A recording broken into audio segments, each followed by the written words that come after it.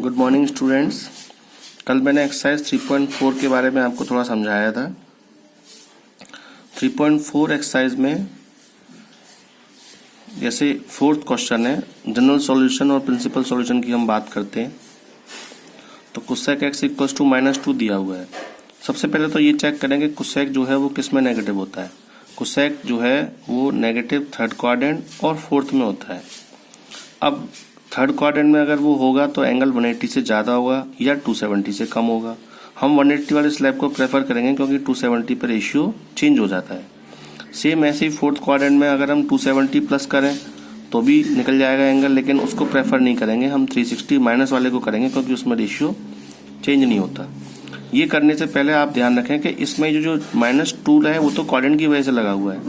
2 को देखें सिर्फ, तो 2 जो वैल्यू होती है वो किस एक्यूट एंगल के लिए होती है। उस एक्यूट एंगल की हेल्प से ही हम बाकी एंगल निकाल पाएंगे। तो कोसेक में जो 2 वैल्यू होती है वो 30 की होती है। तो कोसेक एक्स माइनस कब होगा? जब थर्ड क्वाड्रेंट में होगा। थर्ड क्वाड्रेंट में कब पहुंचेगा? 180 प्लस थीटा, और थीटा यहाँ पे होगा 30, तभी वैल्यू निकल के -2 आ पाएगी। 180 तो केवल क्वाड्रेंट के लिए है, 30 की वैल्यू होती है -2। तो ये बनेगा 180 प्लस 30 यानी 210 की वैल्यू होगी, और 360 माइनस 30 यानी कि 330। तो इस तरह हमने ये पता कर लिया कि कोसेक की जो नेगेटिव वैल्यू है वो किस एंगल के लिए है। तो 2 एंगल निकल के आए, कोसेक 210 और कोसेक 330। यहाँ पे अगर हम x को देखें तो x की 2 वैल्यू आएंगी, एक तो 210 डिग्री और एक 330 डिग्री। अब इसको अगर हम चेंज करें रेडियन में तो 7π/6 और 11π/6। अब प्रिंसिपल सॉल्यूशन अगर हम निकालें यहाँ पे तो निकल के आएगा 7π/6 और 11π/6। इसी में उसने हमसे कह दिया जनरल सॉल्यूशन और निकालो, जनरल सॉल्यूशन। तो यहाँ पे जो आपने वैल्यू निकाली है वो किसकी निकाली है? कोसेक की। कोसेक में वही फॉर्मूला लगेगा जो साइन में लगता है। तो n प्लस -1 की power n into alpha. Alpha मतलब 7π/6। अल्फा होता है जो आपने प्रिंसिपल वैल्यू निकाली है उसमें सबसे लीस्ट वैल्यू कौन सी है। तो लीस्ट वैल्यू 7π/6 है। तो जनरल सॉल्यूशन निकल के आ जाएगा आपका n प्लस -1 की पावर n इंटू 7π/6 और n बिलोंग्स टू z। अब देखें 6 क्वेश्चन में ये दिया हुआ है cos 3x plus cos x minus cos 2x is equals to 0। तो यहाँ पे अगर हम देखें तो cos 3x और cos x, इसमें हम फॉर्मूला लगा सकते हैं cos x plus cos y वाला। क्यों? ये जो टर्म आएगी उसमें वो कॉमन आ जाएगी। ये इक्वेशन है तो हमें इसको इक्वेशन की तरीके से ही सॉल्व करना है।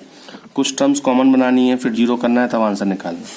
तो यहाँ पे हमने फॉर्मूला लगवा दिया 2 cos x plus y/2 cos x minus y/2। तो 3x प्लस x 4x/2 यानी 2x, और 3x माइनस x 2x/2 यानी कि cos x। अब देखें तो इन दोनों टर्म में cos 2x कॉमन है, तो यहाँ बचेगा 2 cos x minus 1 is equals to 0। अब देखें तो cos 2x 0 कब होगा?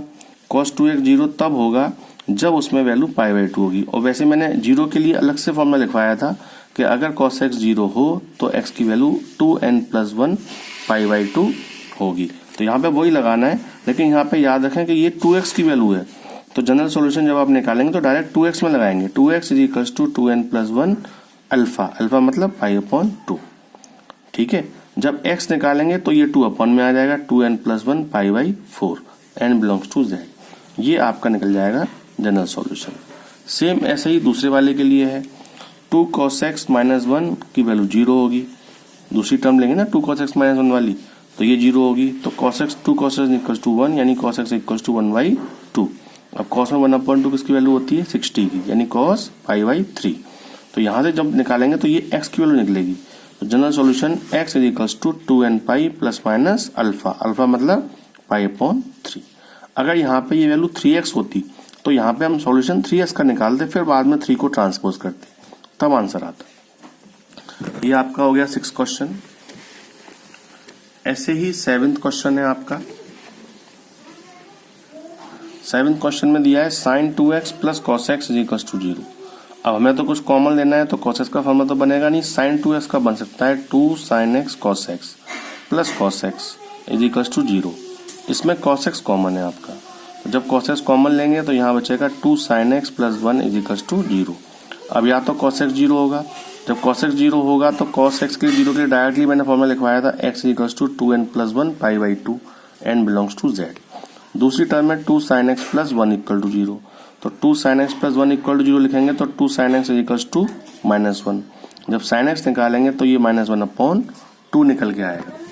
अब यहाँ से अगर देखें तो इसके लिए देखें तो साइन जो है वो नेगेटिव किस में होता है, साइन नेगेटिव थर्ड क्वाड्रेंट में भी होता है और फोर्थ में भी होता है, लेकिन हमें तो जनरल सॉल्यूशन निकालना है।